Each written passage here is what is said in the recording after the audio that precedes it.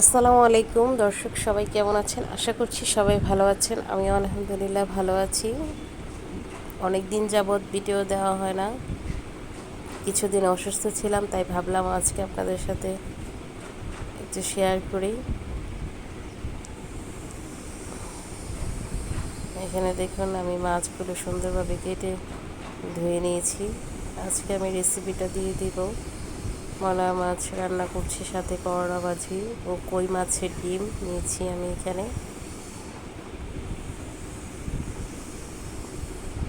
চলুন পুরো ভিডিওটি দেখবেন আমি আজকে কিভাবে কি করছি। প্রথমে আমি মলা মাছগুলো রান্না করে নেব। মলা মাছের জন্য এখানে পরিমাণ মতো কড়াই তেল গরম হয়ে গেছে। পেঁয়াজ কুচি দিয়ে দিচ্ছি স্বাদ মতো লবণ, রসুন বাটা ও আদা বাটা। একে একে সব মশলা দিয়ে আমি কষিয়ে ভালোভাবে মাছটা রান্না করে নেব।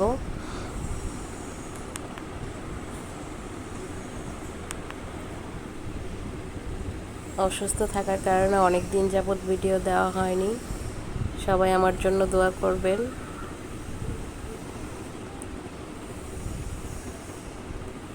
দেখুন, মশলাটা কষানো হয়ে গেছে। এখন আমি এখানে দিয়ে দিচ্ছি টমেটো কুচি,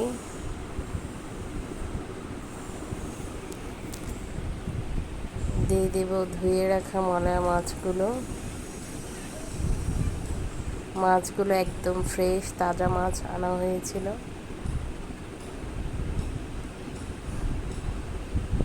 মাছগুলো দিয়ে দিচ্ছি।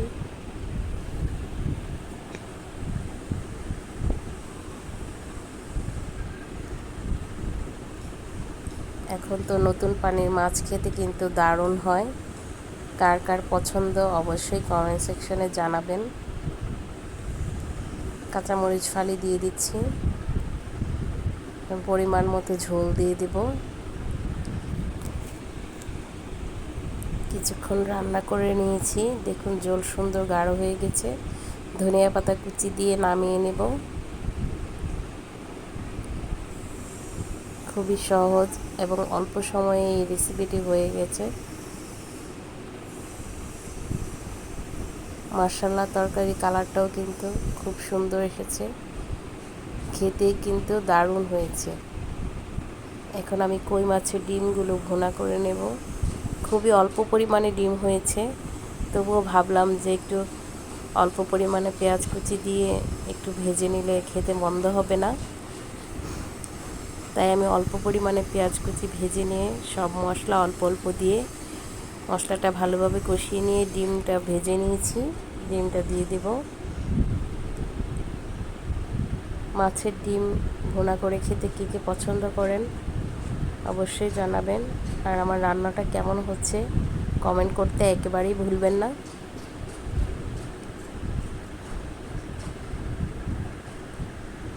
মাছের ডিমটা খেতে কিন্তু আসলেই খুব দারুণ হয়েছিল। ধনিয়া পাতা কুচি দিয়ে নামিয়ে নিলাম। দেখুন, দেখতেও কত সুন্দর হয়েছে, খুব লোভনীয় হয়েছে। সেই সাথে আমি করলা ভাজি করে নিয়েছি। আমি এই করলা ভাজিটা কিন্তু কাঁঠালের বিচি দিয়ে করেছি। কাঁঠালের বিচি দিয়ে করলা ভাজি রেসিপিটা আরেকদিন আপনাদের সাথে শেয়ার করব। খুব সুন্দর করলা ভাজিটাও হয়ে গেছে। দেখুন, মাশাআল্লাহ, তরকারি কালারটা কি সুন্দর এসেছে। তো ভিউয়ার্স, আজকের রান্নাবান্না আমার এইতটুকুই।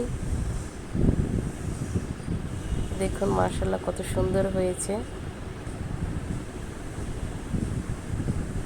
আজকের ভিডিও এই পর্যন্তই।